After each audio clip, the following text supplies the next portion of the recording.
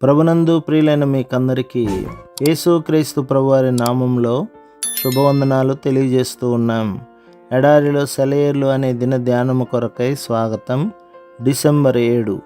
యెహోవా సెలవిచ్చినదేమనగా, గాలియే గాని వర్షమే గాని రాకపోయినను మీరును మీ మందలను మీ పశువులను త్రాగుటకు ఈ లోయ నీళ్లతో నిండును.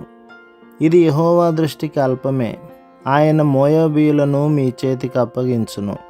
రాజుల 2వ గ్రంథం 3వ అధ్యాయం 17-18 వచనాలు. మానవ పరంగా ఇది అసాధ్యమే. అయితే దేవునికి అసాధ్యమైనది ఏదీ లేదు. చడి చప్పుడు లేకుండా కనిపించని వైపు నుంచి అసాధ్యం అనుకున్న మార్గంలో ఆ రాత్రిలో నీళ్లు వరదలా వచ్చేశాయి. తెల్లవారినప్పుడు స్వచ్ఛమైన నీళ్లతో ఆ లోయంతా నిండింది. ఎర్రటి ఆ ఎదోము కొండలు సూర్యకాంతిలో ప్రతిబింబించినాయి. మన అపనమ్మకం ఎప్పుడూ ఏదో ఒక సూచక క్రియ కనబడాలని చూస్తుంటుంది. మతం అంటే అదేదో అలజడి కలిగించే తతంగంలా ఉండాలని చాలామంది అభిప్రాయం. మతపరంగా ఏవేవో మహత్కార్యాలు జరుగుతూ ఉంటేనే అది సరైన మతం అనుకుంటారు కొందరు. కానీ విశ్వాసంలో ఘన విజయం ఏమిటంటే ఊరకుండి ఆయన దేవుడని తెలుసుకోగలగడమే.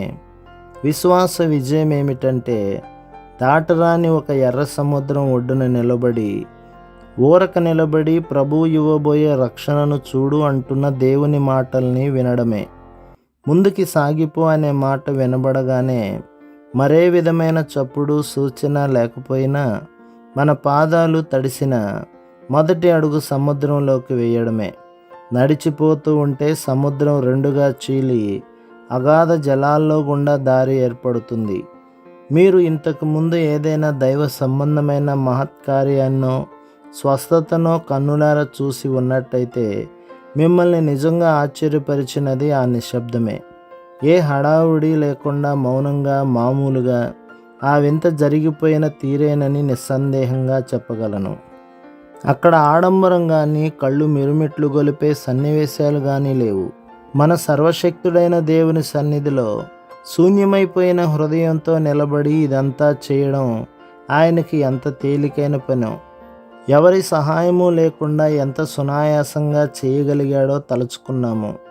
విశ్వాసం ప్రశ్నించదు, లోబడుతుంది. అంతే. సైనికులంతా కలిసి గుంటలు త్రవ్వారు.